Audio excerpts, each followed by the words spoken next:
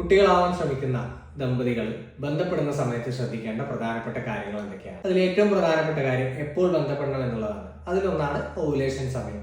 Ovulation സമയം കണക്കാക്കിക്കൊണ്ട് ബന്ധപ്പെടാൻ ശ്രമിക്കുന്നത് ഇതിൽ ഏറ്റവും പ്രധാനപ്പെട്ട കാര്യമാണ്. രണ്ടാമതായിട്ട് ബന്ധപ്പെടുന്നതിന് മുമ്പ് എന്തെല്ലാം കാര്യങ്ങളാണ് ശ്രദ്ധിക്കുക? ഓവുലേഷൻ സമയത്തിനോടനുബന്ധിച്ച് 3 മുതൽ 5 ദിവസം മുമ്പെങ്കിലും ബന്ധപ്പെടാതിരിക്കാൻ ശ്രമിക്കുക എന്നുള്ളതും, ഓവുലേഷൻ സമയം അടുപ്പിച്ചിട്ടുള്ള 2-3 ദിവസങ്ങളിലൊക്കെ ഒന്നിടവിട്ടുള്ള ദിവസങ്ങളിലായിട്ട് ബന്ധപ്പെടുന്നതും വളരെ ഇമ്പോർട്ടന്റ് ആയിട്ടുള്ള കാര്യമാണ്. മറ്റൊരു കാര്യം, പുരുഷന്മാർ അമിതമായിട്ട് ചൂടേൽക്കുന്ന പ്രതലങ്ങളിൽ അല്ലെങ്കിൽ പരിസ്ഥിതികളിൽ നിന്ന് മാറി നിൽക്കുക, ചൂടുവെള്ളത്തിലുള്ള കുളികൾ ഒഴിവാക്കുക, പ്രത്യേകിച്ചും തണുത്ത വെള്ളത്തിലേക്ക് കുളിക്കാൻ ശ്രമിക്കുന്നതും കുട്ടികളാവാൻ ശ്രമിക്കുന്ന ദമ്പതികൾ ഓവുലേഷൻ സമയത്ത് ബന്ധപ്പെടുന്നതിന് മുമ്പായിട്ട് ശ്രദ്ധിക്കേണ്ട കാര്യമാണ്. മറ്റൊരു കാര്യം ബന്ധപ്പെടുന്നതിന്റെ പൊസിഷനാണ്. പൊസിഷന്റെ കാര്യത്തിലാണെങ്കിൽ നിങ്ങൾ എപ്പോഴും പുറകുവശത്ത് നിന്ന് ബന്ധപ്പെടാൻ ശ്രമിക്കുക. സ്ത്രീ എപ്പോഴും നീച്ചസ്റ്റ് പൊസിഷനിലായിട്ട് കുനിഞ്ഞിരിക്കുന്ന രീതിയിലും പുരുഷൻ പുറകിൽ നിന്നും ബന്ധപ്പെടുന്നതൊക്കെ കൂടുതൽ ശുക്ലം അല്ലെങ്കിൽ ബീജങ്ങൾ യോനിയിൽ പ്രവേശിക്കുവാനും അത് മുഖേന ഗർഭധാരണം നടക്കുവാനുള്ള സാധ്യതയും കൂടുതലാണ്. പല ദമ്പതികളിലും ബന്ധപ്പെട്ടതിന് ശേഷം പുരുഷലിംഗം പെട്ടെന്ന് പുറത്തേക്ക് എടുക്കുന്നതിന്റെ ഭാഗമായിട്ട്, പ്രത്യേകിച്ച് ഒലിഗോസ്പെർമിയ അല്ലെങ്കിൽ ബീജങ്ങളുടെ എണ്ണം കുറവുള്ള പുരുഷന്മാരൊക്കെ പ്രത്യേകം ശ്രദ്ധിക്കേണ്ട ഒരു കാര്യം,